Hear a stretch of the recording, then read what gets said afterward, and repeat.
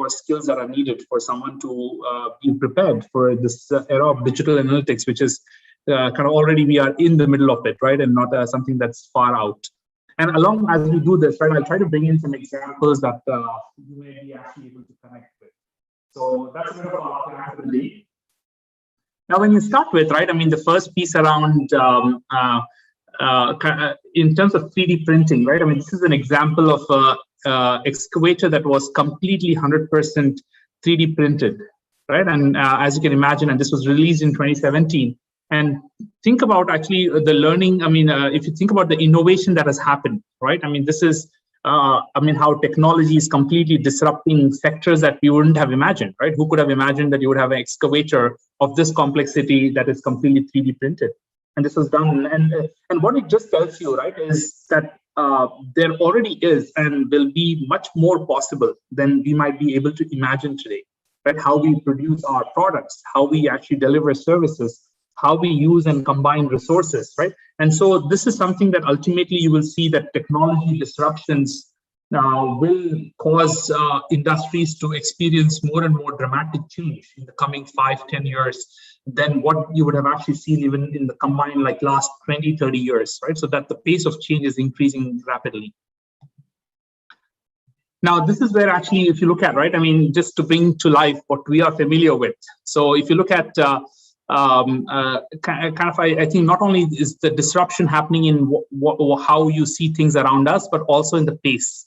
And if you see, for example, like take the phone, the telecom industry, it took over 100 years from the first phone call to the first cell phone, right? Since then, we have seen smartphones and more recently mobile wearables like your Apple Watches and others that offer us countless ways of connecting with people across the world instantaneously. Right, so if you look at, I mean, like the progression that you've seen in the last 15 years is far more than even the whole of like the last century before that. If you take automotives and cars, right, within the last 20 years alone, we've moved from the first electric car to mass-produced and semi-autonomous cars, right? And looking just a few years into the future, you can expect to see even fully autonomous vehicles, and we are already seeing some prototypes of that on the streets. Now, I mean, it's not on the page, but if you look at robotics, I mean, think about the robotics that we used to hear about in the 90s, right? And we've seen so much change happen where we have moved from very singular, like direct drive robotic arms, which were basic functionality, to modern day robots that are actually pretty much not only can walk on their own, but also actually do backflips, right? So I mean, that's the pace of change you're seeing, right? And that's going to continuously evolve.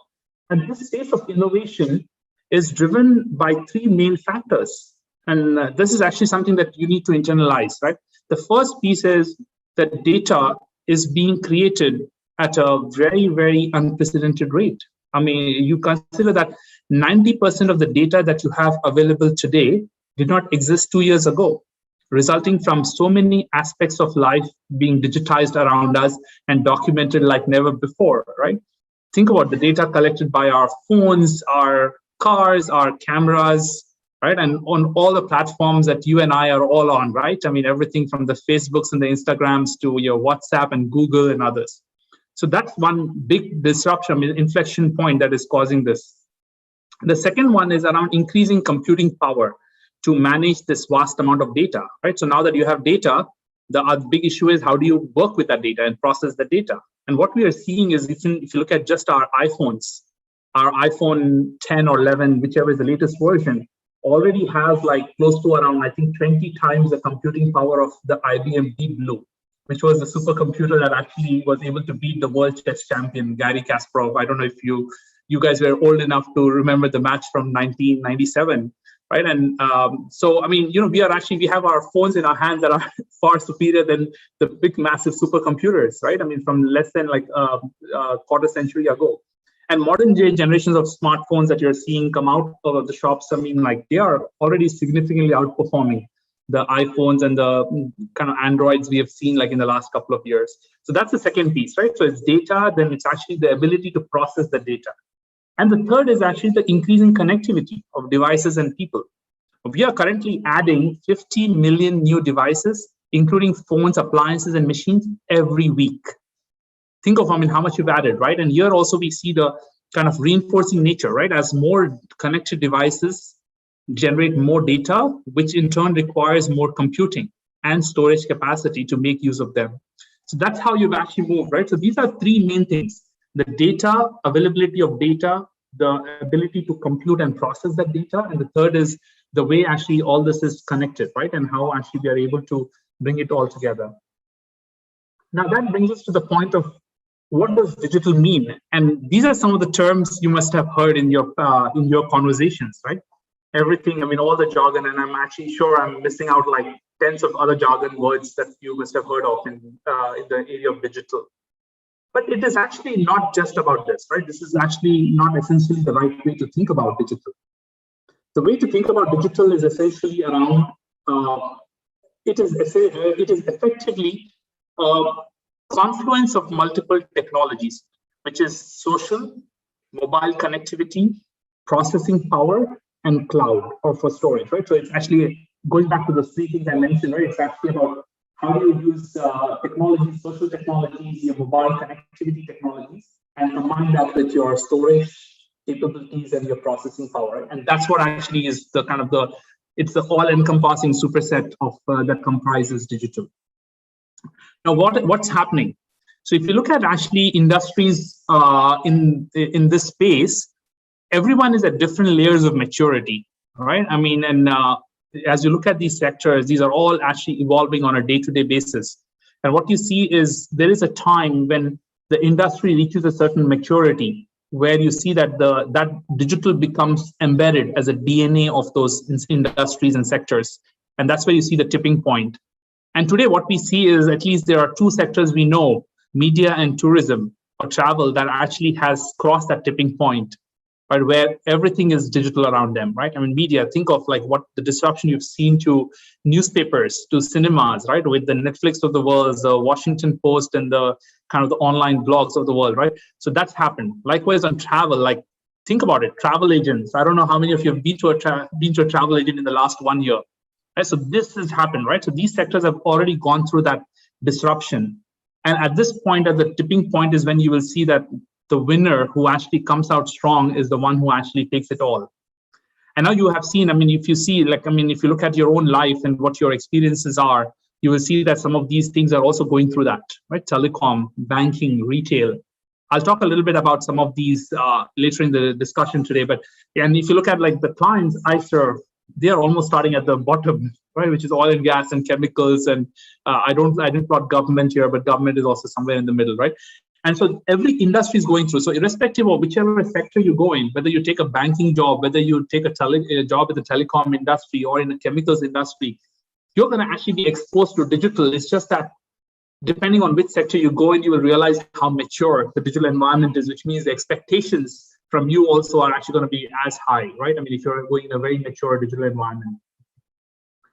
Now, if you look at digital disruption, I mean, it has changed the business world, and I find this chart very powerful. If you look at in 2008, just before the crisis, and you look at the top 5 valued companies in the world on the top, you will see none of them actually were technology companies. These were all resource-intensive companies, right? Exxon, PetroChina, the key Gazprom, which is a Russian oil and gas major, and then you have China Mobile, which is a telecom player, right?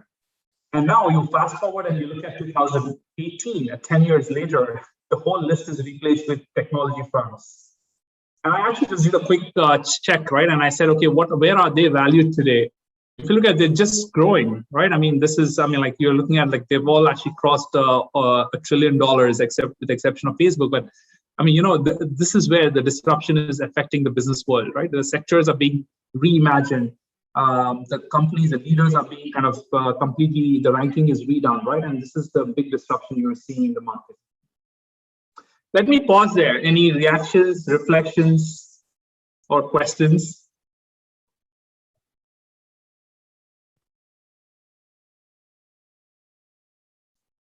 So pause me if you need to. Okay, I see a question on the chat. Oh, okay. Yeah, and that's from Abdullah. So yeah, I mean, if you look ahead then and say, okay, now that we know that definitely digital seems to be the name of the game and every industry is going through it now, let's go a little bit deeper and understand what is digital. So digital, as people may actually have a myth about, is not about technology. this is a lot about transformation of business and the people also alongside that. And so what you see here is, this is a chart that actually talks about the layers of how you combine data with people and insights to actually create impact, right, for whichever organization you are in.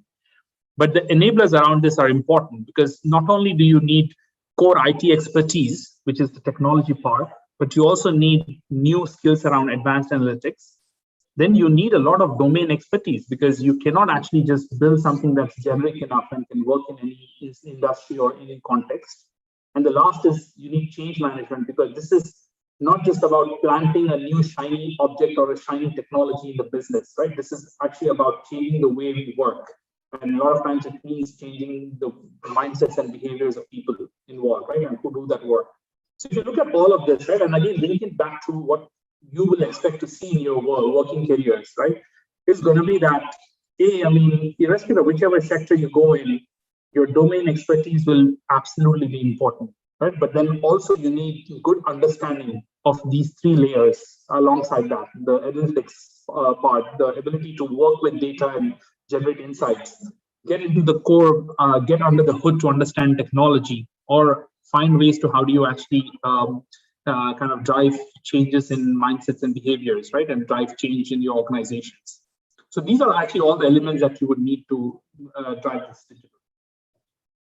Now, what's happening, right? And I think what you will see here is together, right, when you combine all these forces, they are actually creating a compelling set of opportunities for companies.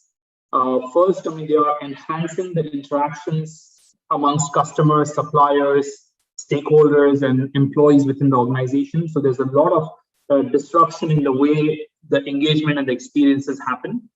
At the same time, digital is actually at the core of helping clients make better decisions, management make better decisions.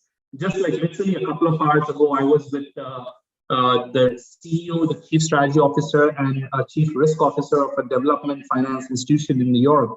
And we were literally talking about this. They have an investment committee, and we have built a AI engine for them on how to make credit decisions. And we're talking about what are the learnings you've had in the last 7 months since they launched it. And this is the kind of conversation, because the whole discussion was around that how did you actually reduce the pass rate of companies coming for financing from this institution from 96%, which was the approval rate they had, to now 65%. But then actually better performance on the loans and all they're giving, right? So this is exactly what management and the senior leaders are talking about, right? And how do you do that? And digital helps that. And the third is new software-enabled businesses for operating models. There are several examples. I'll just leave you with one example that maybe hopefully you can relate to.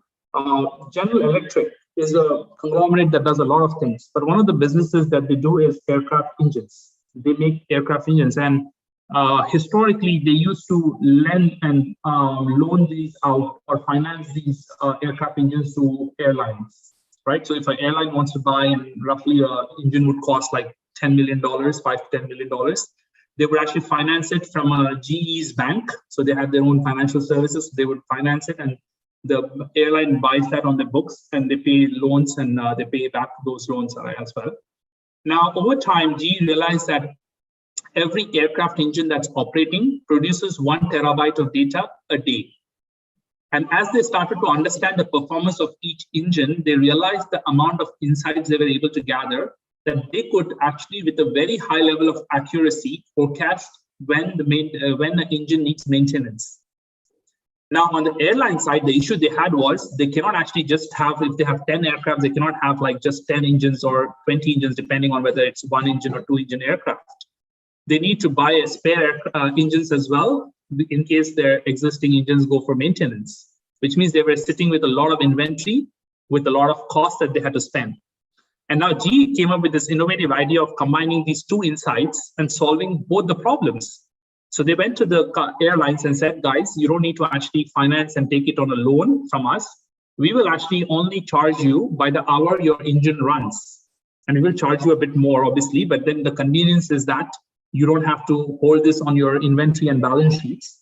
At the same time, for GE, they were making a lot of money, because now they actually could forecast predictively or when the main engine is due for maintenance, and they were able to ship an engine just in time when it is due for maintenance. So, it was a win-win for both of them, right? It solved both the problems. So, this is what I'm as an example talking about how digital is enabling new business models, right? Completely change the name of the game. You move from actually selling an engine to selling uptime of number of hours of flying that you're actually giving to your clients, right? So that's actually the big change we're seeing. And so as part of that, what you're seeing is a lot of disruption, right? A lot of disruption for companies and also for consumers like you and me. You talk about an enhanced customer access. Think of, what Netflix is doing. Netflix is able to get to us wherever we are in the world, and also able to understand what our preferences are.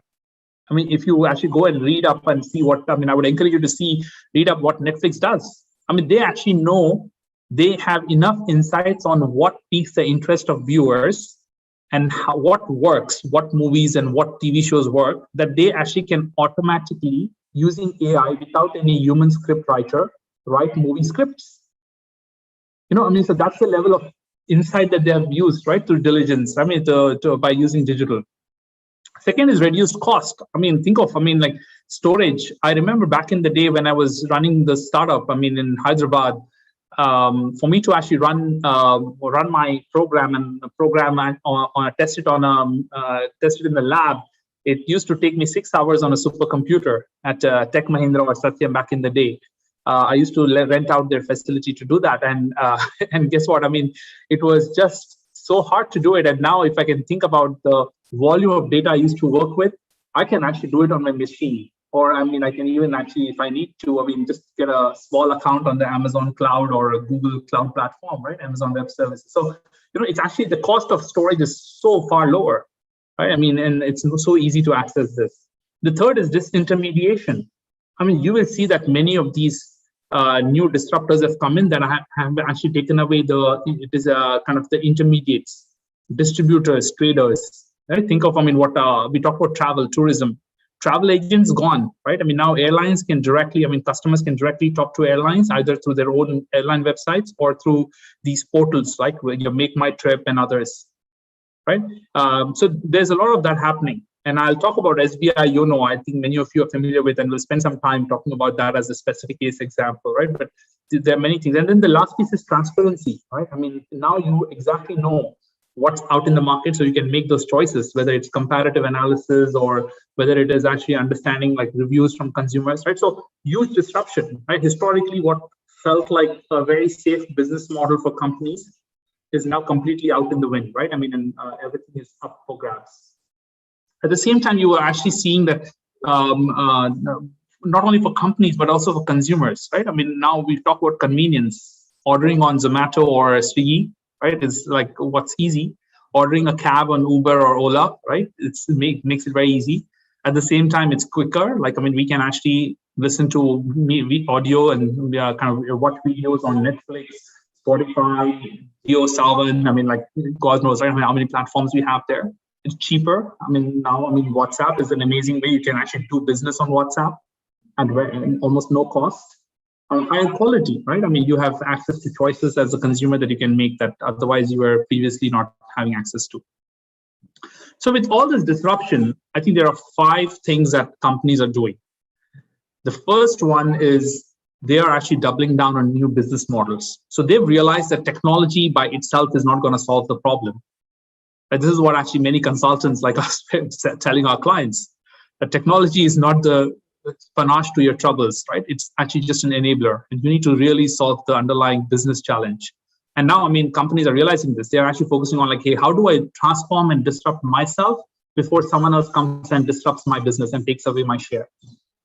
The second one is that companies have realized that you don't have to do everything on your own. You need to actually start thinking about partnerships. Right? I'll tell you another example. I have a client that's going into building a digital attacker, a completely new branchless bank in North Africa. And literally the conversation we've been having with the client just earlier today, this is also from earlier today, is where we were discussing about how they actually go and partner with the telecom major, because telecom majors have access to a huge population that's unbanked, but they have all the customer access. And we said if they tomorrow decide to set up an e-wallet, like a Paytm or something, they can actually instantly take a 50% market share, versus we want to be the ones who are partnering with them, because it'll take us 20 years to get to their market share. Right, so partnerships is important. Again, the case example I'll use will talk a little bit about this. The third is companies are also starting to do digital transformation of their core business, because they realize that there is so much inefficiency in the current businesses that they can unlock a lot of value. Like for some companies, it is about reducing cost. For some companies, it is about improving customer experience and customer service. And so for all these things, they realize that they need to actually go and disrupt and transform the way they do their business today. Not think about new offerings, new services, new products. Just change what they do today. The fourth is actually this resource allocation question. Historically, the resources you need, the skills you needed are changing dramatically. And as you do your transformation, the number 3 on this page, you will realize that you need to reimagine your workforce as well. Historically, like people who used to do data entry, who used to actually do customer service functions, may no longer be needed in that same form. You're moving towards chatbots. Every company is actually now investing in chatbots, so you don't need call centers anymore. You don't need front office call customer service desk, because as I told you, I mean, there are banks that are actually building banks which are completely virtual and branchless. Go and look at all the names. I mean, Revolut in Europe, Genius, GENIUS in Indonesia, DigiBank in India as well from DBS, Marcus from Goldman Sachs. I mean, there are so many, there are 20, 30 names I can call of. So, so they're completely reimagining. So which means you don't need the traditional roles you needed in an organization. So how do you reskill, right? Reskill and upskill those folks so that they are ready to embrace. Even the roles that remain will not be the same way. You need to actually completely train them to actually work with a completely new way of working. And the fifth piece is agile, because we are living in a world that's evolving so fast, and companies now realize that agile is not just yet another jargon, right? That everyone, even 5 years ago, I remember in conversations with clients, they would say, "Oh, we are agile. We operate in a very agile way." But then you realize that that's not what they do. Is not agile. And so there's a lot of talk, but people are actually starting to now realize that they need to walk that talk, right? And transform the way they do it and be more agile in everything they do. More faster, more responsive, more flexible, have that mindset of fail fast and learn versus actually being kind of a perfectionist, right? So these are all the new skills. And guess what, friends?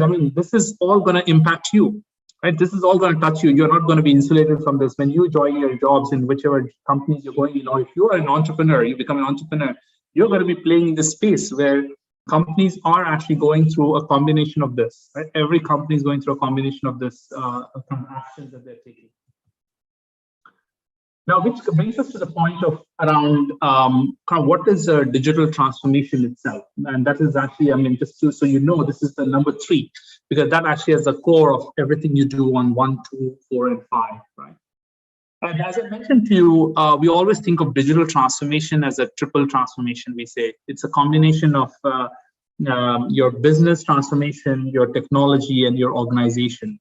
On business, this is essentially reimagining how you do business, thinking about how you serve your customers, right? We talk about customer journeys, and there's a lot of research done on that, right? Thinking done on that.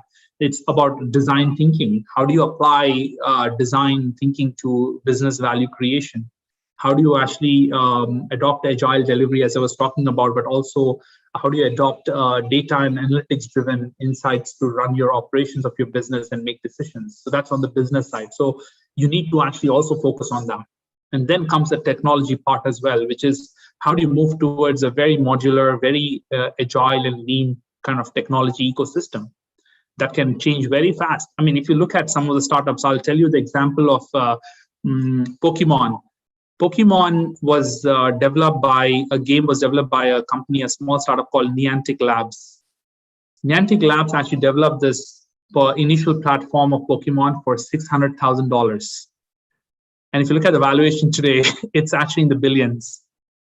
And when they actually went in, within 9 months of the original launch of Pokemon, they had to completely trash their original architecture and start with a completely new technology base, because they realized that they need to scale up fast, and it was much more cost effective and efficient for them to rebuild something rather than actually keep scaling up the old infrastructure that they had. And that's what people are moving towards.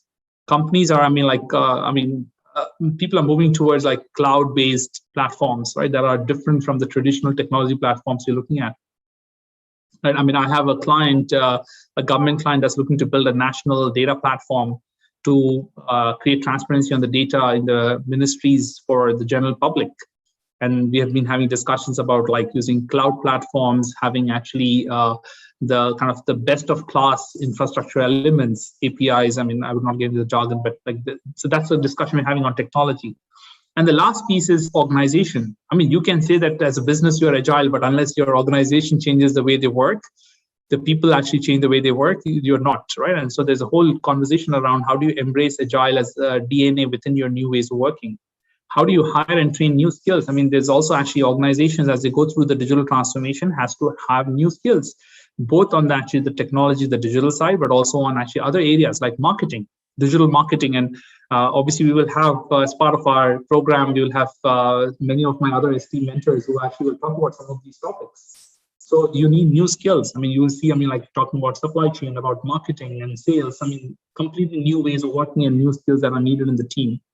And last, as I said, is test and learn, right? Fail fast and tweak and adjust and adapt, right? So these are all the skills that actually you need to drive a full digital transformation. So what you mean when you actually join a company and they say, hey, we are going through a digital transformation, it doesn't mean it's just a technology project, right? It's everything. So it impacts everyone. Let me pause here. I see one question. Is going digital is the future of all companies, or is just another option for them? That's a good question. I mean, and actually there are companies and CEOs that are in two different camps, right? So some of them are, or three different camps. There are some of them who think that it'll disrupt them.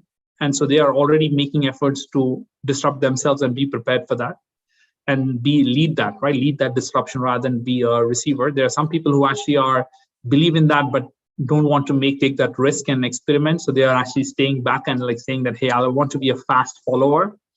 But there are some companies that are in denial, right? And companies are in denial and they have struggled. And you see history is told you, will give you a lot of examples. When we talk about Netflix, we talk about the predecessor of called Blockbuster. I don't know if you know, but it was more in the US. I mean, they actually never changed. They never changed, and they actually completely got lost and outbid by Netflix, right? And so, yeah, I mean, if you ask me, I would say it is going to affect every industry for sure. Now, the intensity of how much it impacts the industry will vary a bit, but generally, I think every industry leader has to take notice of this, right, and have a plan for that. The other question is, in a country like India, where digital literacy is still on the lower levels, can going digital actually provide value or just add to costs? Good question, Abdullah. I mean, actually, while digital literacy is low, our internet penetration and mobile phone usage is high. So what it tells you is that, I mean, consumers in India, even though they may not know what digital is, they are actually great as end consumers. I mean, there is a very large population that is already ready to do digital services. Think about it. You stream videos online, you buy on Amazon or Flipkart or other companies. You actually order things online on Ola or Make My Trip. Guess what? You're actually already amongst the most versatile digital consumers on the planet. Right? And so for companies, it's very easy to go through it and actually make it work. The nuance is that the answer is different by each geography. And that's why, I mean, like I'll tell you, when we do these digital transformations or new digital business builds, we spend a lot of time understanding the consumer mindset. We call it customer discovery, where we understand like what exactly happens in the market, what is it that actually people think about, and different groups of people think differently. Right? So there's a lot of research that is done, but you need to find that value proposition and that unique thing that you're offering that will create value. And over time, all of this actually will reduce costs, right? Especially when you compare it to incumbents who actually are sitting on a lot of legacy infrastructure. Think about a bank. I mean, the bank sits on like a huge infrastructure of branches, people in those branches, a lot of technologies, plus physical kind of forms and other documentation that they have. Guess what? I mean, if they are competing with a bank that's completely branchless, that has like 50 people sitting in some corner of the world and running the whole bank, right? I mean, without any presence, you can easily understand, right, the cost benefit that you are getting, right? So over time. So that's where it is. I'm also going to pace myself a bit, so we spend some time. So what you see here is, right, I mean, like now when digital transformations happen, now you actually have multiple players that actually are operating in this, right? So when any company goes through a digital transformation, they are in some form engaging with companies that actually fit all these 7 boxes. Right? So you have the technology product startups, you have industry disruptors, you have so like, I mean, let me talk through, right? So I mean, technology product startups, PayPal, Paytm, every company that actually is trying to set up something which has a financial transaction, guess what? They're actually trying to talk to these guys, PayPal and Paytm, and integrate them. You have like technology consulting firms like Accenture, Tech Mahindra, Wipro, that are actually completely focusing on helping deliver on what technology needs to be built, building the technology and delivering that for clients and companies. As an example, I'll tell you Wipro. I don't know how many of you know, but actually they went through a massive internal strategy to transform themselves, where they decided that they would actually become more of a digital transformation service provider rather than a traditional technology provider. And that was a big shift. If you look at, I mean, the logos changing is not just a simple branding change, right? This is actually also a part of their whole strategy of pivoting towards digital. You have digital implementation agencies like the boutique shops like Nagarro, Arison, Rapid Technologies. You have digital strategy and transformation consulting firms like McKinsey, which I represent, but also BCG, Deloitte, Strategy. And you have the major technology firms that we are all familiar with, the Microsofts and the Googles of the world, the Salesforce, Amazon. And lastly, you have actually many technology service providers that are also very much like startups. You have like More Engage, or you have the Turing Analytics, Gain Insight. These are all actually data analytics service providers. And then you have industry disruptors. These are new businesses that actually come up, right, when there's an opportunity, because the incumbents are very slow. You have Topper, Agrostar, Revigo, Facebook. I mean, many of them actually have come in. I mean, I personally know the story of Topper and Revigo, so I can definitely talk about that if helpful, right? But, I mean, these are the companies you are actually essentially going to look at, right? So if you're thinking about like your career pathways and you think about like, hey, what do I need to do? Obviously, you can go into the industry, right? I mean, I want to go and work for a Castrol in the oil and gas space. I want to actually work for a Procter & Gamble or Unilever. I want to go and work for a Deutsche Bank or a SBI in India in banking. You can think about that, right? But also think about like this whole ecosystem. There are companies here that you may not have heard of. Maybe you need to actually go back and research those, right? Understand like what are companies like Turing Analytics doing? What are companies like Nagarro and Arison doing? What are companies like PayPal and the world are doing? Salesforce, right? So think about what are the opportunities that gets created. And these are all companies that actually have active scale presence in India, right? So it's not actually like something that's out of the box, right? And not relevant to you. So think about it. And then you have these complete industry disruptors. I mean, there are like hundreds of them now in India, right? I mean, of people who have actually come and created niche in different markets and different sectors. So huge opportunity for you to as you think about who are the different ecosystem of players that are emerging from this digital transformation. Then the next piece is, okay, now what happens in a digital transformation? Now, we've talked about like companies go through this core and all, right? So there are typically 5 steps, I would say, that actually at a high level that define a digital transformation. The first thing is defining the vision or the North Star, right? I mean, so every CEO, every management board, they all hear this term digital. And the first question they ask is, A, what is digital? And B is, how is that relevant to us and what should we do about it, right? And so the first thing is that, right, defining the digital strategy and the blueprint to say, what do we do about digital, right? I mean, do we actually transform ourselves? Do we build a completely new model? Do we change this element and vision and the roadmap? That's the first step. So you build a bit of your guidepost and a goalpost, right, of where you want to go with digital and what is the role it will play. Then from there on, you actually transition and say, okay, now if I have to achieve that vision I have set for myself, who are the partners I need to engage? Because as I said, you cannot do it on your own. So you need to figure out who are the partners you want to actually bring into the ecosystem.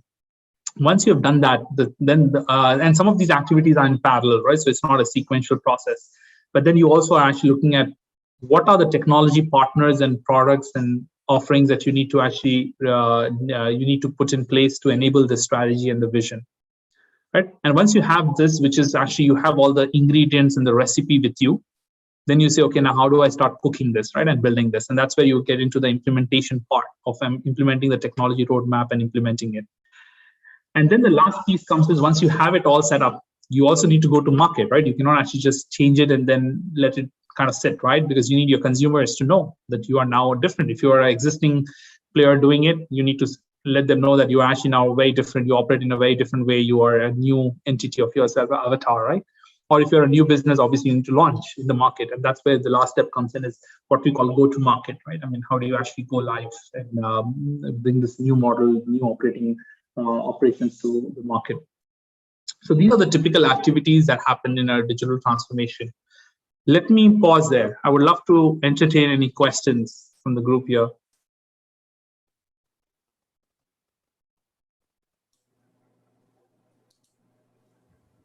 I would urge all to please participate interactively, and if you have any question, open your mic. Also, you can type in the chat box. So, Mohit sir, whenever in market like India, the people are trying to target the most vital sector, that is the retail sector, and big players are actually trying to overcome on that sector. Like Amazon and Flipkart are trying to build their own retail market players into the local streets and all.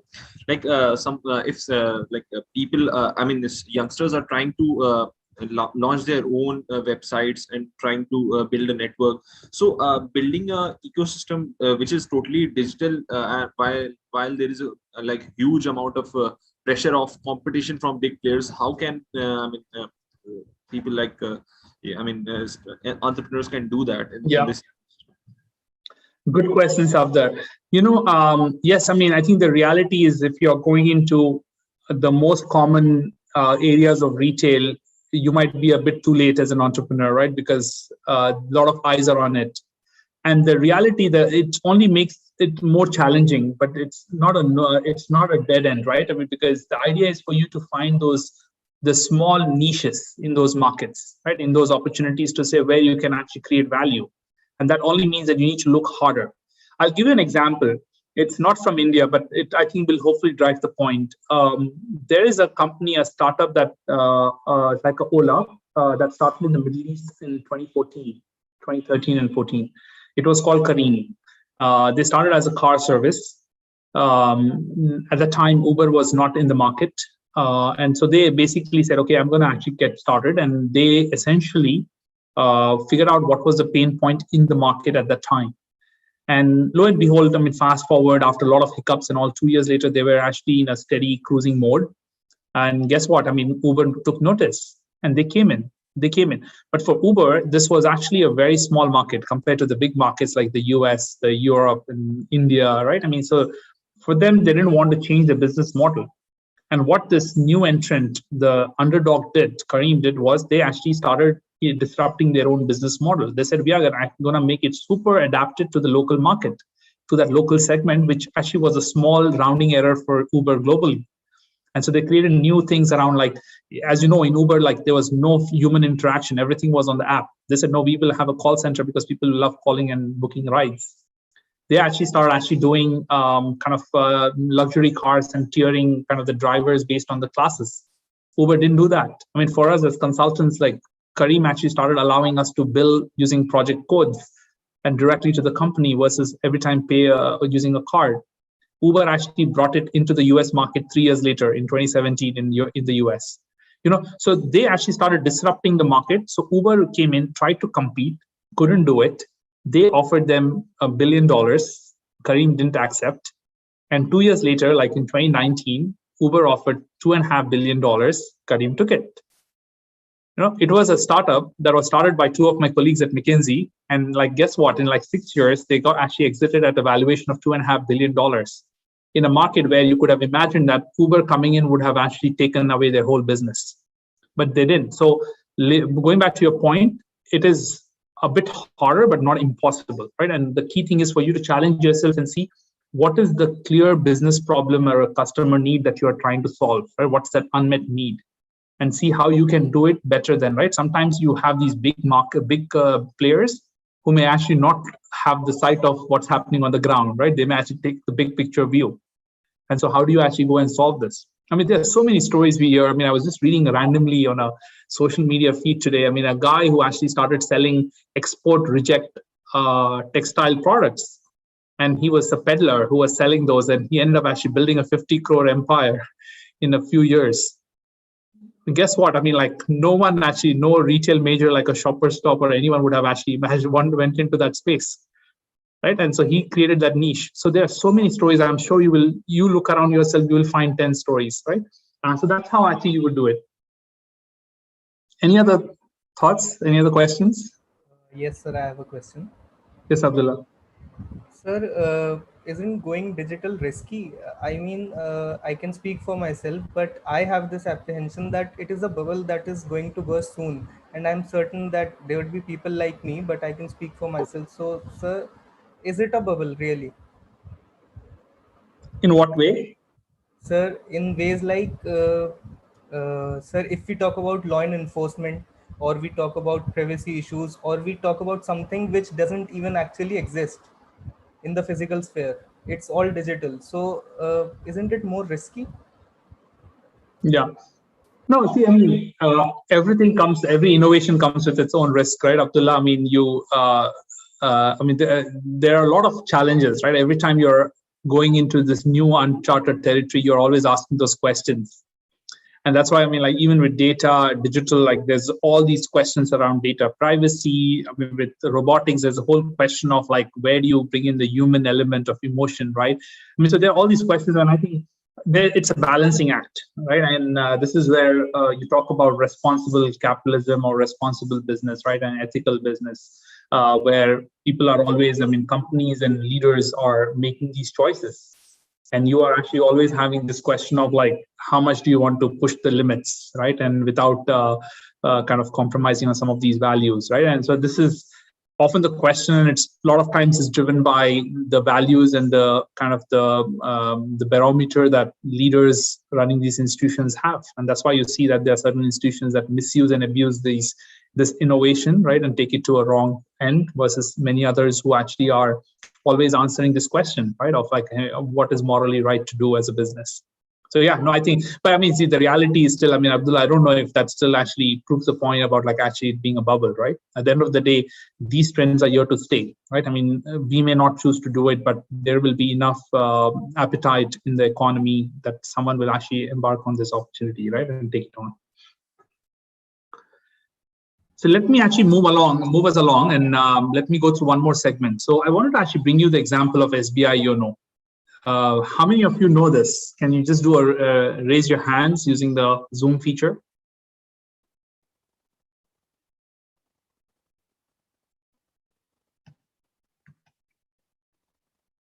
Not many people know.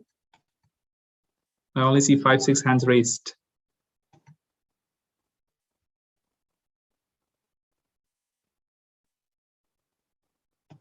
Okay, so interesting. SBI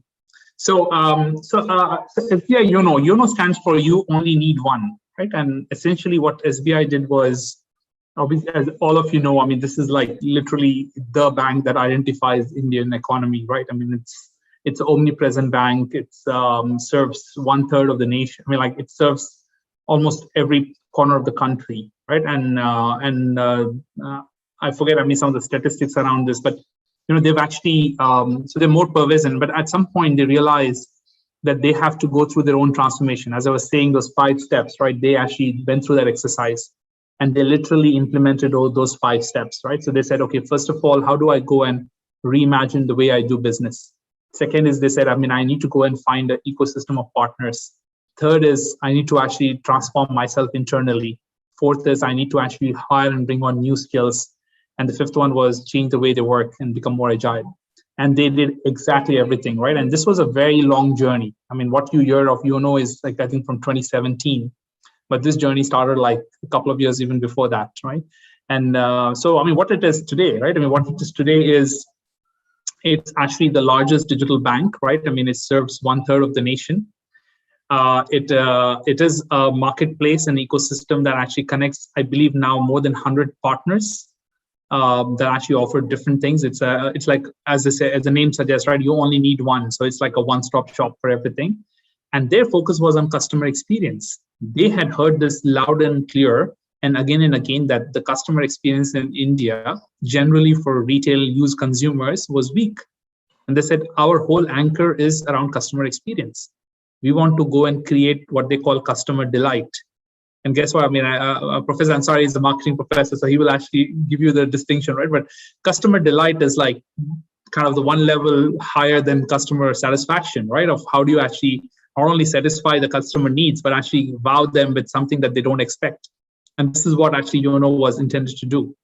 I was literally, so I think I was actually speaking to Rajneesh Kumar, who's the former chairman of SBI. I think we had a conversation a couple of weeks ago, and he was sharing, right? I mean, for him, this was, I mean, his baby, right? I mean, he was a chairman of SBI when SBI went up with this Yono, and he keeps sharing this multiple times, and we've had this discussion where he says the vision is to actually create a disruptive digital attacker, right? And the whole idea was not to actually make it as part of SBI. And it may still not be part of SBI for all you know, right? I mean, they may actually spin it off as a completely new entity that actually competes with SBI and every other bank, right? And his view is that, I mean, and the analyst view is, if this was spun off, it's a $40 billion company, just Yono. So that's a scale they built in like 3 to 5 years, right? And the vision that went into it, right? And how they thought about like, hey, what do you bring? And the answer that SBI came up with for Yono will not have been the same answer if it was for a bank in China or Europe or America, right? It's very different. So how do you actually bring that value proposition that's targeted? Now, what did they do? I mean, since it may have piqued your interest, they are a digital bank, right? So they completely are branchless for the services they offer, which is 100% digital experience. So you don't have to visit a branch. They actually brought in new things like eKYC, digital KYC, which, I mean, like otherwise it's like a lot of forms that you need to sign, ship it, fax it, and go into the branch and sign. So they actually started leveraging that. They started using kind of multi-factor authentications to actually kind of recognize and validate the customer, right? Then there's actually this financial superstore, as they call it, right? So they brought all their financial products under one shop. And in fact, they go one more level higher where you can actually, they offer these, some of their products as a white label products for other banks to use. So if I am, for example, new bank like Yes Bank, and I want to actually go and launch a new lending product, I can actually contract with Yono, and they can give me all the code and the backend. So I can actually launch the whole plan and using Yono platform, but I can brand it as a Yes Bank platform, right? So they've actually created this marketplace superstore. And then they actually have the marketplace, which is like everything, right? I mean, you can go and shop retail, you can book your tickets, you can pay your bills, everything on the online marketplace. And to enable all of that, they actually went and completely digitized and transformed their internal backend. So they went back and rethought every journey. Like, I'll give you an example of a different journey. I mean, like to drive the point, if you are ever been to Dubai, in Dubai, they actually have launched this app called Dubai Now. The whole government of Dubai can be accessed through one app. And they completely reimagined the journey of a citizen or a resident in the country. And they said, okay, I mean, a person actually is born in the country, he gets educated, he grows up, he gets educated, he or she gets educated, then they get a job, they get married, they buy a car, they actually kind of have kids, and then they actually go old and then they die, right? So they literally have plotted the whole life journey. It's actually 72 journeys that actually happen across 5 aspects of life. And one of the journeys is like driving a car is a journey, right? And they actually build the whole journey to say, okay, everything from you rent a car or buy a car, you get a license, you actually get all the tickets and insurance, you actually then pay your violation traffic tickets, you actually renew your registration, then you actually sell your car, and then you go, right? So, the same way. I mean, so SBI actually did the same way. They actually reimagined the whole journey. They said, okay, if I'm targeting a young professional, a family, a working family, what is their journey? If I'm targeting a young student, what is his or her journey? If I'm targeting an elderly customer, what is the journey? And they completely transform the way they internally operated, right? Because if they had to remove paperwork for the customers, which meant they had to remove paperwork for even the employees in the backend. And so how did they do that, right? So massive, transformation, right? Multi-year transformation they went through. Now, bringing it back to the framework I said, right? The 5 steps or 5 different segments of it. Here are all the companies that are involved. I mean, obviously, I'm not at liberty to share all the details, but these are publicly shared companies I'm actually just bringing to your attention, right? So McKinsey, we actually help them do the whole visioning, right? Envision and the blueprint and the strategy to say, okay, what is the strategy for SBI to grow? And came up with this idea of YONO and what does it mean and how do you actually, what is the value proposition? But then guess what? I mean, like you start seeing, right? I mean, this pool of logos is expanding as we went along, right? So you have like, I've just mentioned like 10 companies in this partners, right? But there are like 100 plus partners they already have in the system, but they started with like 5 or 6 partners in the initial set. Then they said, okay, what technology do we need? They signed up with IBM, Microsoft, Google Play, Juniper, and a few others, right? Again, these are all not exhaustive, but just to give you the point. Then they had like IBM and Tech Mahindra as the technology delivery companies that actually helped them with actually building the technology and the platform based on the vision and the blueprint that was designed together with McKinsey. And then lastly is, I mean, they actually had to hire and rebuild their whole team. They hired like a massive team of digital marketing folks. They hired new folks who actually do deal with kind of what you call at the intersection of business and technology, customer experience, customer research. These were things that they never cared about, right? I mean, if you think about the banks from 10 years ago, you walk into a bank, it doesn't matter who you are, you actually have to go through the same process. I mean, barring aside the connections, you will have to shortcut those processes, but like generally the forms and everything you fill is the same, right? It doesn't matter who you are, right? And now, I mean, they had to completely change the way customer service were not. I mean, remember how many times you've had to wait in lines in the banks for like just drawing out like 100 rupees. And so these are things, right? So you have a myriad group of companies that actually were part of the YONO story. While you see SBI YONO, you actually need to realize that there are hundreds of companies that actually play different roles in this. And, you know, these could actually be your organizations you will work with, right? And so think about like, what are the roles you will play in these stories? So that's a bit of actually example of a digital transformation. And then that gets us to the point of what are the skills and capabilities you will see come out of this, right? And this is where you will see, and I don't want to go into a lot of details because, I mean, each of the points here merits their own conversation, right? But there are so many roles that are required to deliver a SBI YONO or a digital transformation in any company. And some of these roles I put on the left side, right? These are again non-exhaustive, but you have product management, product managers. I mean, like you moved away from the traditional role of project managers. No one cares about project managers. I mean, not in that sense, harsh sense, but like what you need is people who can own and take that product and develop it, right? So when I say we build a blueprint, we design what YONO is. And one of the YONO products is actually that, oh, I need to build a financing or I need to create a retail. There are product managers who are needed to deliver that. Think of, I mean, in Facebook, for example, Facebook has a product management team that actually is focused on just chat. Someone who's focused on kind of your status updates, someone who's focused on notifications, someone who's focused, you know, so every business has this, right? So product management has become key. And the key thing here is you are actually not just a business guy, you're a business person, but you are actually someone who's playing at the intersection of business and technology, and you own the end-to-end. So when I think of product managers or product leads on my digital transformations, I say they are the CEOs of the product. They are actually taking the vision and delivering that product, right? So they are going through all the motions of taking that vision, developing the product, designing the product, bringing the customer lens in, and then working with technology to develop the product and launch it, right? So there's a whole end-to-end product management. Then there is actually fields around data science and data analytics. Super important. Every organization, think what, I mean, when SBI in YONO, in the new skills that they hired, they are having a huge army of data scientists and data analysts who are sitting and processing the amount of data, the terabytes of data that they're producing from their customers. Everything from your browsing history to how you're actually navigating through your choices you make on the YONO platform and everything, or even actually looking at your behavior outside the platform, right? So there's a lot of work that's happening on that. This technology architecture.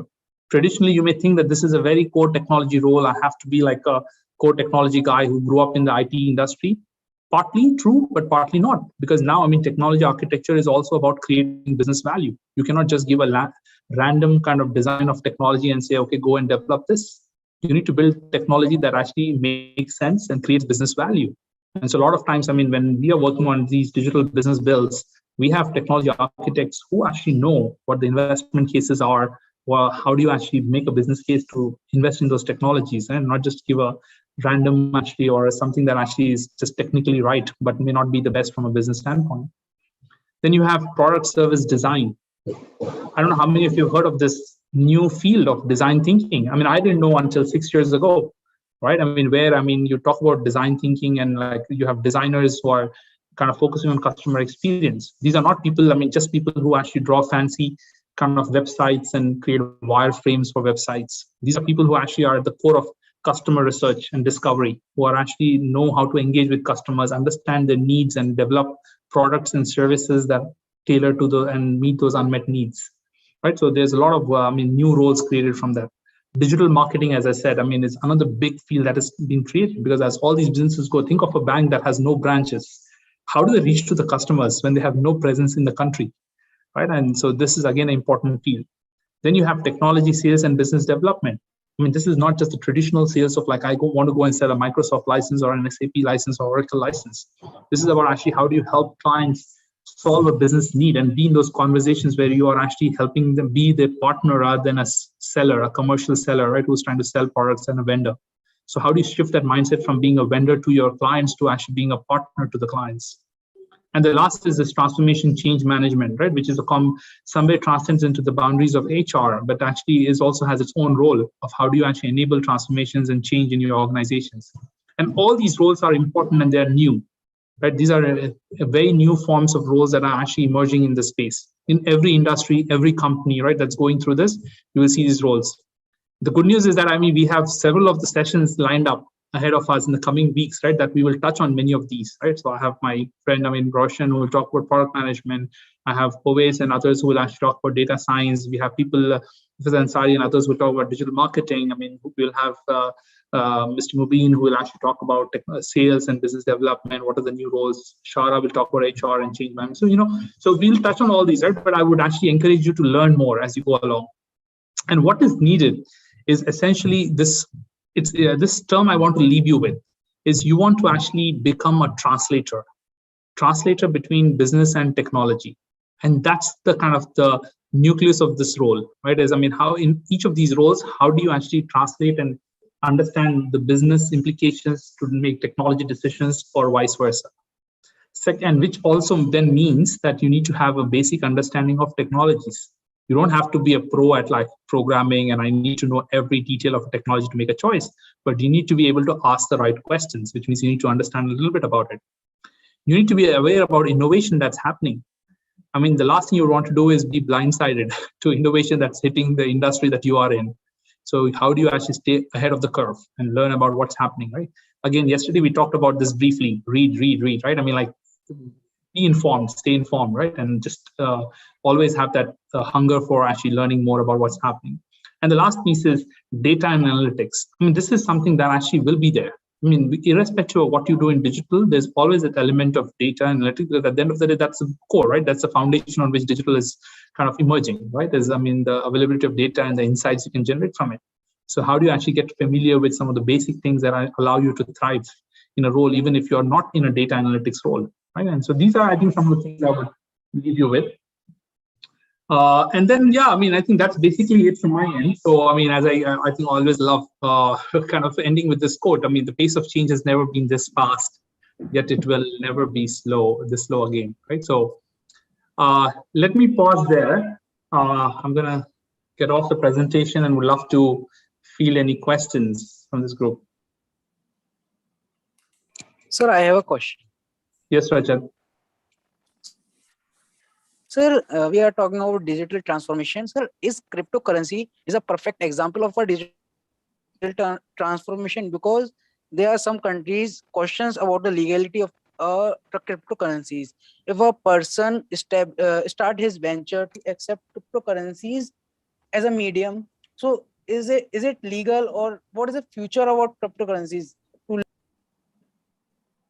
Great. I'm surprised it took an hour in this conversation for someone to ask me about cryptocurrency. I thought people would ask me, the first question would be, should I invest in Bitcoin? Rajat, great question. Hard to answer, but let me try and answer, right? So see, cryptocurrency is a great example of one of the digital technologies, right, of blockchain. right? And they found a way to, it's one of the kind of use cases for applications of blockchain. Now, now, in terms of why it's not being used in the legality, there are a lot of questions around this, right? I mean, I have my own questions. Everyone has their own questions. I mean, the only one thing that I know for certain, right, the countries that actually have been hesitant to recognize this is because of it lacking a physical kind of collateral, right? I mean, because historically, if you know the monetary systems in markets, every dollar that is printed, right, every currency that's printed is actually backed with some reserves in gold and some kind of commodities. And the big question is that, right, that it is there. But the reality is, I mean, the world is jumping, right? I mean, even if countries like China and India are like hesitating, I mean, if you look at the prices and all, it's going there, right? I mean, people are always like riding that wagon. Now, I mean, I don't know. I mean, if I can recommend anything to you about whether to invest or not. Personally, I have not invested in it, if that helps. But honestly, if I knew if it was the right choice, I don't think I'll be sitting here talking to you guys, right? I would be out there investing. But yeah, I mean, you see, learn more. I mean, all I can say is it's a great application, right, of blockchain. There are many other applications of blockchain I talk about. Like, I mean, I have some of my clients looking at blockchain for smart contracts, right? And in fact, I'm actually investing in a startup that's focusing on that as we speak. So you know, I mean, so there are many other applications like that, right? So yeah, I mean, cryptocurrency for me personally is a bit of a fad, right? And but I'll leave it to just my own judgment on this. So I guess another way of sort of, you know, thinking about this is that from the viewpoint of the immediate future for you, if this type of a question comes up in any interview setting, then, you know, the natural thing to sort of, you know, think about how to prepare is to first of all be aware of what blockchain is, maybe be aware of the legal status of cryptocurrency in India. If you are targeting banking, certainly this might be a relevant sort of, you know, technology to be aware of.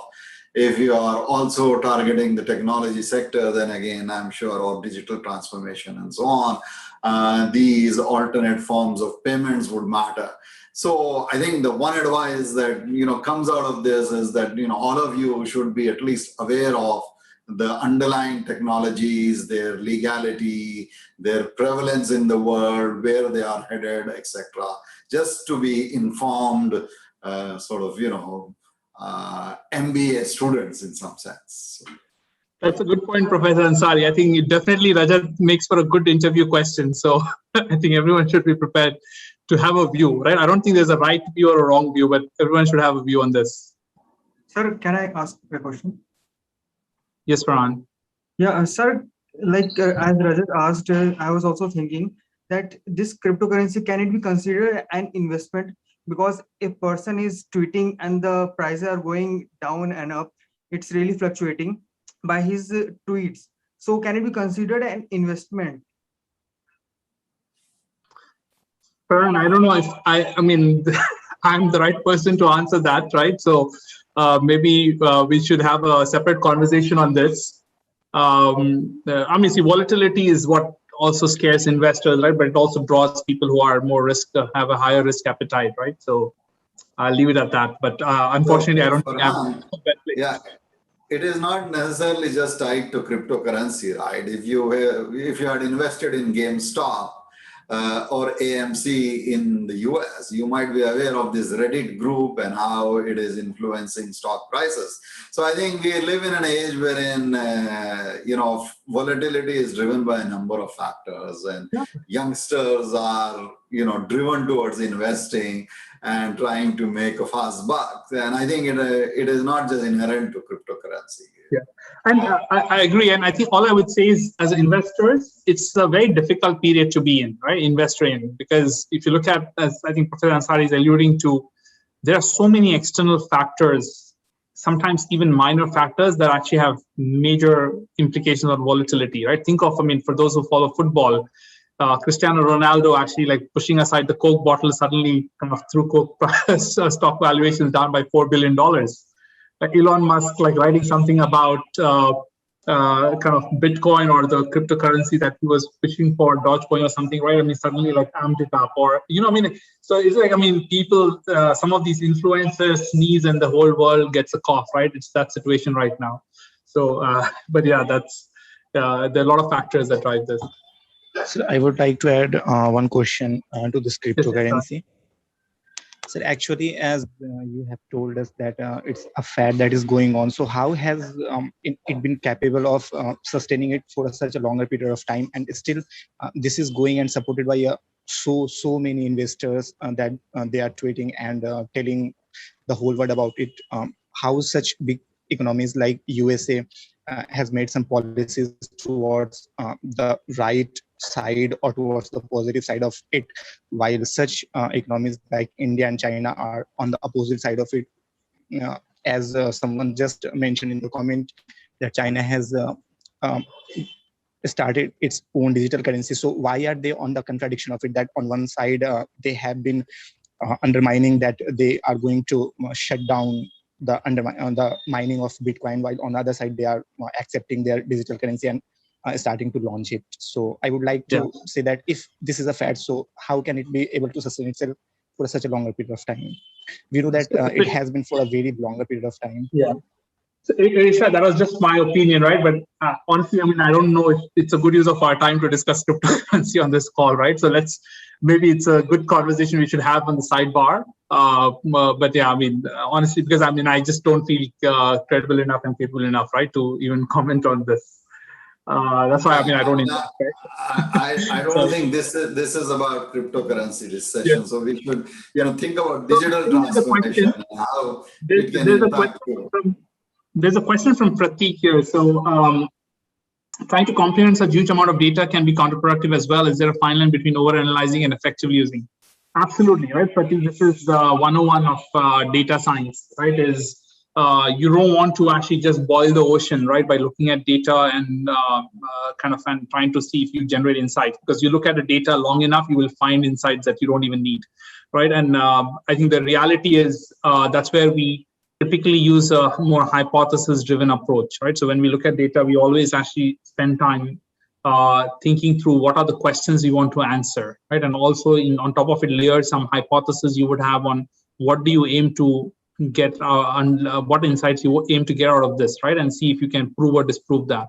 So there's always that fine balance, right? Sometimes you do. So some companies do actually spend a lot of time in, they do have, you look at a typical organization, you have a 10-member data science team. You may have actually some part of their capacity that they spend in just looking through data to understand are there patterns that they can recognize that can over time create value. But bulk of the time is purely spent more of a hypothesis-driven view, right? So because they know that they're trying to solve a certain business problem. Others? Sir, I have a question. Yes, Faizan. Sir, Actually, I would like to add on Pratik. One second, one at a time, please. So let's start with Faizan, and then Nabila might, if she was the one who asked the question. Yes, yes, Faizan. Sir, I think the digital transformation doesn't provide the same level playing field for all the corporations. Like I think that corporations who are already very big and have good establishment in the market have more advantages and are very and can harm the people who want to enter. So how do the new entrants in the market deal with it? Yeah. So Faizan, that is actually the most intuitive view, right? And it's not wrong. I mean, so yes, large incumbent players, right, who are existing players in the market, do have a huge advantage, right? They have advantage of knowing customers. They have a business that's running today, right? And they have deep pockets. But what they actually sometimes miss is they're too big that they actually cannot see the opportunity, right? It's very hard. Think of it like, people use the example of ship or elephant, right? It's very hard to steer the direction. Right? You cannot switch too fast. And that's where actually a lot of these new entrants come in, which try to completely catch you by surprise. There's I mean, of all the digital business bills I'm actually part of, I mean, the amount of confidentiality we stay with is precisely for that reason. We actually don't release anything about like where we are, which markets we are going in, and what we're doing until actually the go live date, because this is exactly what you want to avoid, right? I mean, your advantage as a startup is that actually you are kind of catching the market by surprise, right? And your competitors by surprise. And most often, I mean, in many industries, you see, oftentimes the trigger for digital transformation is a disruption, right? I mean, I can tell you in the US, for example, there was a in agriculture, there was one of the world's largest ag distributors, which was completely non-digital. And guess what? There was a new incumbent, a new startup with youngsters like 30-year-olds like you, late 20s, early 30-year-olds like you. I mean, who actually went in, who actually created a startup called FBN, Farmer Business Network. And suddenly every player in the market in that sector started paying attention. And everyone went through their whole digital transformation because they realized that give it 5 years, FBN is going to eat their meal. Right. So I think, I mean, that is often the mistake. If any incumbent company thinks that they are too big to actually get find competition from others, no. I mean, the example I gave of Uber and Careem. I mean, Uber ended up actually losing and paying a huge penny, right, to actually acquire that business in the Middle East. Safdar has a question. Safdar, why don't you just unmute yourself? I think Nabila wanted to ask one, and then after that, Safdar. Yes. Yes. Actually, so I would like to add on Prateek's comment that since we were told since earlier that we have to read many things and continuously, so we have a burden of many information. So it's hard to know what to means read at a moment. And as Sir told that since the digital era is changing very rapidly, and it's hard to cope up with the speed, and what we learned up till date may not be relevant to the skills which we needed and we need now. And if the time we implement it, it's too late, and we again lack. So, and maybe we are not interested in that mode of skill also. So do we need to change every time our skills, or how to cope up with this? That's my question.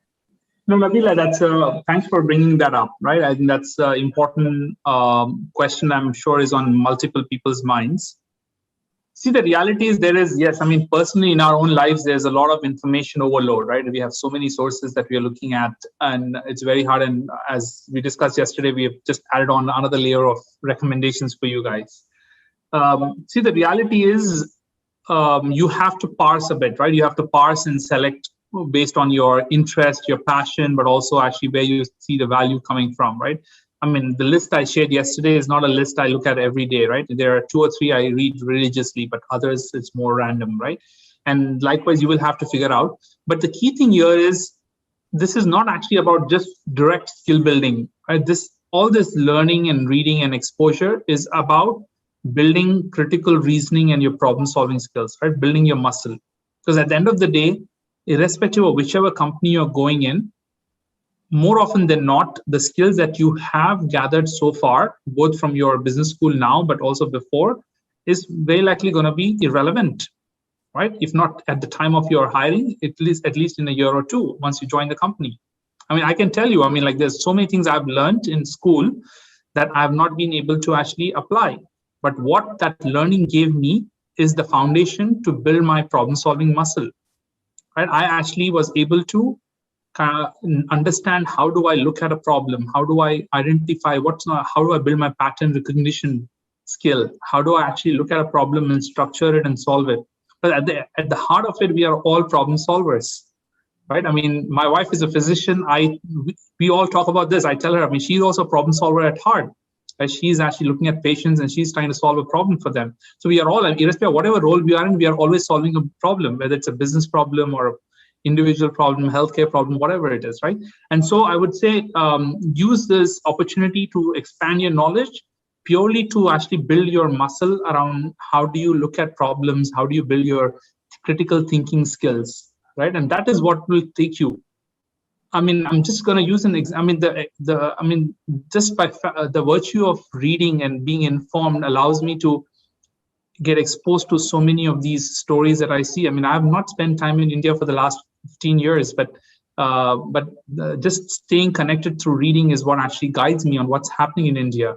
Talking with people, interacting with people, right? I mean, interacting with my friends who are in these institutions, reading up on what's happening, right? And that's what I would encourage you to do. But be mindful, right? There's no right or wrong answer, or there's no science behind it, right? It's about like as you go along, you should trust your gut instinct and say, hey, where am I learning more? Where am I actually getting more interest and excitement from? And calibrate. I mean, no learning will go waste, right? So that's how it should. I mean, I don't, Professor Ansari, you or I see Nabil is also on, so maybe I'll invite you also to share your thoughts for Nabila.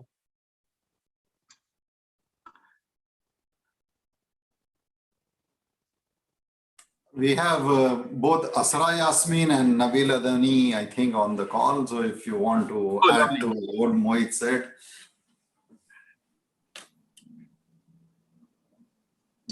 Sir, yeah, I totally understand Sir's point, but it's hard to identify the skills which we needed. Means some company is wanting some skills, but it's possible that I want to be in that company, but I don't want that skills. Means at that moment, that's not my mode of working. So how to identify the skills which I am going to require? Means the identification is the problem. Yeah. No, I think this is where, Nabila, if you have a view on what industry or what role you are interested in, right, that's the starting point, right? And if you are not landed on that, then we should have a conversation about how do you get there, right? But assuming that you actually know what kind of industry you want to be in, what kind of role you want to be in, this is where having conversations with people who play in those roles, right, who are actually living those roles that you are aspiring to get into, is the best way, right, to understand what has helped them. What has helped them be successful in those roles? What are the learnings they have? What is the message they would give to someone who's like a year, 2 years younger to them, and when they were starting, when they were their younger self, right? And these are the conversations, right? And they may actually point you to say, hey, I mean, Nabila, you need to actually read up these things. You need to actually follow these 2 influencers in the market who actually really kind of write kind of meaningful insights, share meaningful insights on the industry, So this is what you will learn. But the key muscle is also that you need to have a muscle of reading. I mean, if you actually suddenly like have moved from like I've not been reading anything at all to actually now suddenly you hear someone say that go and Nabila read these things because this will help you in your job that you're interested in.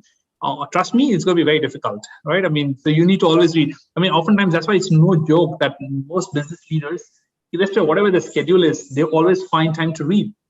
I mean, I am actually ashamed that I don't read as much as I should be, right? I mean, but I still do like a book every 2 weeks. But I get ashamed when I see people busier than me who actually read 1 book or even 2 books a week, right? And this is what it is, right? I mean, they're just passionate about this. I mean, every moment they're like sitting on the toilet seat or like walking, driving in the car, like in the passenger seat, they're reading books. Right? That's the passion these guys have built. And I think we need to figure out, right? I mean, what is it that, so build that muscle. And as and when you learn what is required for the roles that you're aspiring to, you flex and say, okay, I'm actually going to go towards that, right? And move towards that. Yes, sir. Yeah, thank you, sir. Yeah, I mean, I think, one other place to sort of look at is the job postings in the area that you are interested in and figure out what are the specific skills that they're currently looking for.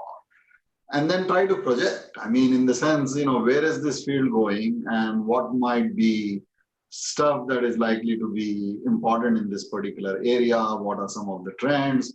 So this is part of your research in terms of both the area and the companies that you might be interested in joining. And then, of course, you should all aspire to be able to talk like Moid. In the sense, the fluency that he brings to his speaking, and it is quite possible. And one of the reasons why he's able to do that, Moid, is because you have read a lot. So this is something that I, try to tell my children to. Communication skills are absolutely important in order to be successful in the world. So both from the viewpoint of gaining knowledge as well as being a good communicator, it is important to, read widely, be aware of what is happening, be knowledgeable about the issues that are relevant to the current world. Yeah. And I think if I can actually speak, honestly, every one of you can communicate well, right? I mean, I grew up as a Qatar Hyderabadi, right? I mean, and if you know Hyderabadis, you know how our dialects and slangs are, right? So I've grown up like that and spent the first, I mean, all my teenage years, right, until my teenage years in Hyderabad. So yeah, no, absolutely, I think that's bang on point. And I think the other piece I would say is when you look at some of these recommendations I shared yesterday, a lot of them actually are, you know, when you read up on areas and interest sectors or industries that are of interest to you, just seeing what is the new thinking that's coming will give you a sense. As I think Professor Ansari is saying, you need to project out. This is what will tell you that where is the world moving? What are people talking about? Because what actually a McKinsey or a Harvard or MIT publishes is actually driven by what's the new thing that actually the industry is talking about, right? And so it's a good proxy for you to tell you where the innovation is moving.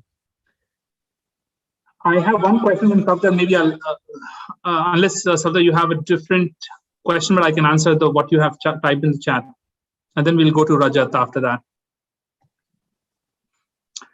So, Safdar, you asked a question of how do you become a translator, what you need to do. So I think here I would say the core thing is in whatever sector you are interested in, start to understand a bit of where technology is moving, right? So read up on actually who are the major innovators, which companies are innovators, and sometimes the innovation may be actually even outside India, right? It may just be a bit late to come to India. So read up a bit more, understand where it's going, and I think I would just start from there, right? And then obviously as you build your knowledge in the business, then over time your aspiration should be to be good, right? As a translator, you are evolving into that role. Rajat, why don't we start with you, and then we'll go to Jagriti and then Khushbu. Sir, as we know, in near future, artificial intelligence is going to take a lot of manpower job. So what skills should we work at this stage so that we can overlap artificial intelligence in near future? Yeah. So, see, I mean, yes, you're right? I mean, if I would encourage you to read up something on future of work. It's called Future of Work. It's published by World Economic Forum, McKinsey, and a few others, right? And it talks a lot about the 60% of the jobs in the world, as we know, from I think a roster of 883 jobs that were evaluated, has been actually deemed as something that actually will be disrupted with digital AI, data analytics, whatever we call it, right? And but obviously to the varying intensity. Some of these jobs will go away. I think 10% of the job will not even exist. So what you need to do, Rajat, is it's important to know how to be a good end user of in a technology-enabled era, right? I mean, so if you are actually a banker, you want to go and be a banker, you need to actually know how do you actually use technology to improve your productivity in your workplace and become more efficient.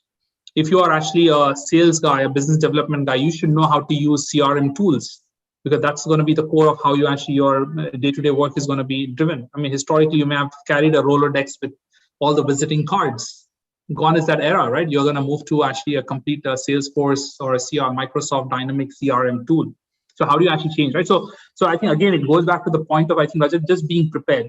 Because oftentimes when we do these digital transformations, this is the challenge, right? There are many people in these organizations who are so far tenured, and unfortunately it doesn't help them because they are actually also slow learners because they have lived multiple decades in this old traditional roles, and it's very hard for them to upskill. And oftentimes they become the unfortunate casualties and collateral, right? And so for you, I think going in, you should come in with that advantage to say, I come in with a fresh mind. I actually am aware of how technology will impact my day-to-day work. And I'm actually willing to start from where the new innovation is moving, right? So I think that's what I would encourage you to. So again, it goes back to the same points we've been discussing around learning about what's technology, how is it impacting your kind of industry that you're interested in or the function. Jagriti, over to you. Good evening, sir. Good evening. Sir, you discussed in the presentation about the YONO app, YONO SBI app, sir. Yeah. I am a very regular user of YONO SBI. I have been using for past 2 to 2.5 years now. And I have seen the transformation, the YONO app, the features it has been bringing. And the latest feature that it has brought is with, they have a collaboration with the Titan watches for bringing the contactless payments in India and popularizing them. So, sir, my question regarding to the YONO SBI as an example is that, is there any limit to digital transformation, or should we limit ourselves, or just it will be it will just keep going on, or will it stop at some point? Good question. I'm glad to hear you are actually a user of Yono. Would love to add you to the customer research panel on that. And so Titan, yes, Titan is actually one of the newest ones, and that's why you saw the logo as well on the page. But what I would say is, that's precisely the point you made, right? This is actually not a time-bound journey, right? This is actually not a project. And that's why we always, when we talk about digital transformations, I would always assert this with my clients in my conversations, that don't think of this as a project. Don't think of it as a digital transformation project or a digital project, because I say that even using the term project boxes you in a time, right? And we think this is a journey. This is an evolution of companies, and honestly, there is no limit to it, right? I mean, I don't think I can say there is any company that can assert and say they've actually reached the nirvana of digital transformation, right? I think everyone is continuing to run that race, right? And they're all on that journey. And that's how it should be, right? And you will have to explore the limits, push the limits, and see where you can create value. If you don't create value in what you do today, then find new ways to create value elsewhere, right? And that's why you see many of these companies branching out and doing things that are completely outside their core. I mean, SBI Yono is a great example. They could have done only as much in traditional banking. They said, okay, now we need to go beyond. And that's when they did this whole kind of ecosystem, right, with partners. So yeah, you are indeed right. It's not a project at all. It's actually an ongoing journey. So Moid, just to highlight, it's already 12:35 here. Yes. And you had mentioned you had a meeting immediately afterwards. Yeah. So you want to take Khushbu and then Khushbu Ali's question, and then maybe we should wrap up. Or yes. It's up to you. Absolutely. No, absolutely. Thanks for the time check. I definitely can stay on for like 3-4 minutes, and then I need to unfortunately run to another call. Yeah, Khushbu, please. We'll do that, and then. Okay, I'll be quick. So my question is, we got to know about the different new and upcoming roles in the era of digital transformation. Like there's product management, there's product design, and digital marketing. So what do you suggest? How should we narrow down to just one role and then focus on, learning skills related to that role? What approach should we take? Like, what are the things that we should consider from our personality, our interests, our hobbies, to just narrow down on one particular role, and then go along with learning skills that will enable us to fit in that particular role? Yeah, thank you, Khushbu, for that question.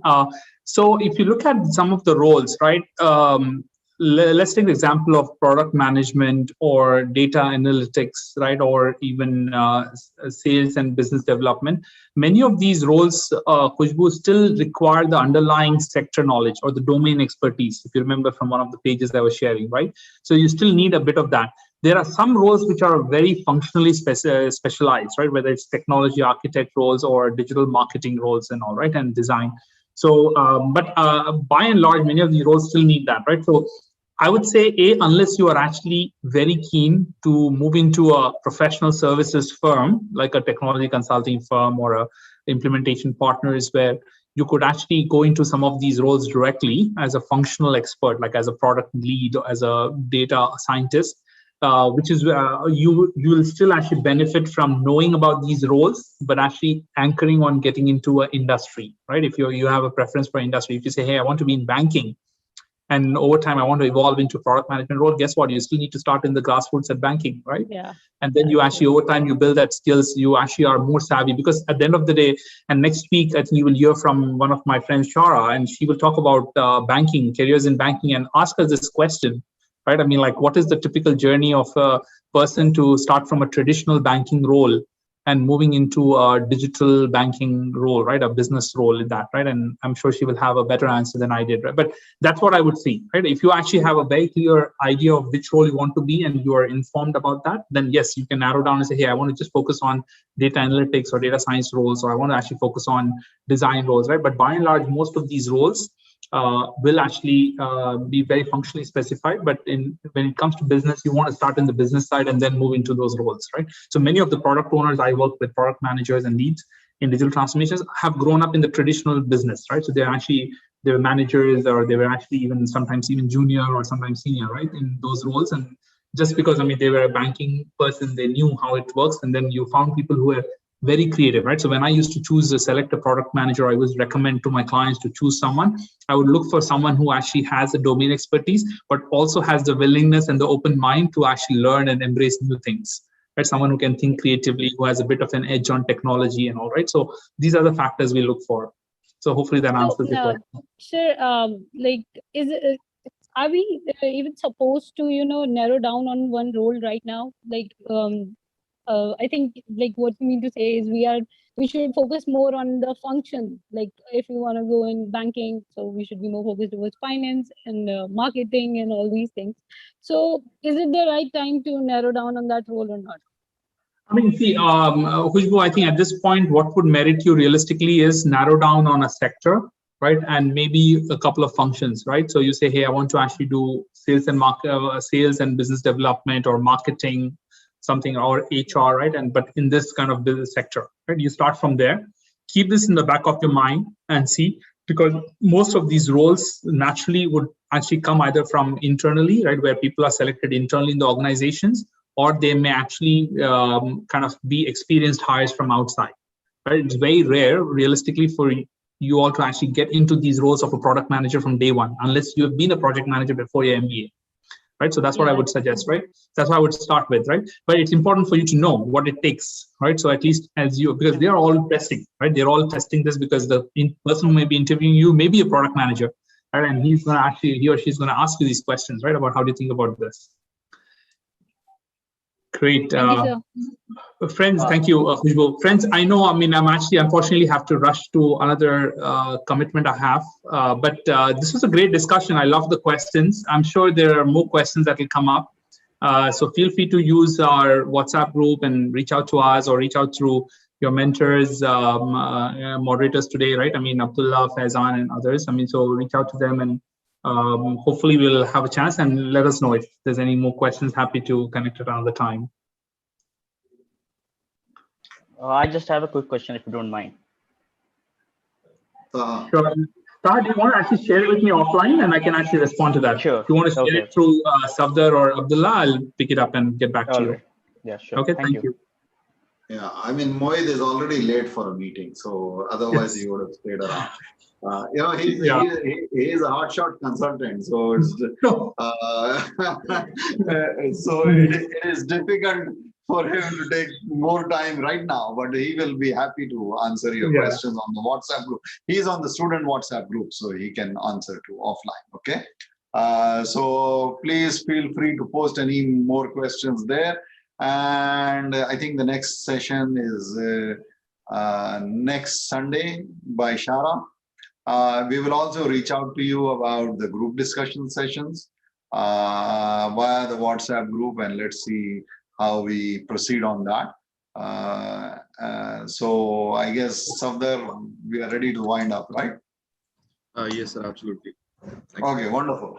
So see you guys again later. Thank you. Thank you, Moid. It was fascinating. I really enjoyed listening to you. So pleasure. Thank you all. Take care. Okay, wonderful. Okay, guys. Khalil, I guess you are the host, so you will have to. Yes, sir. I will end the meeting.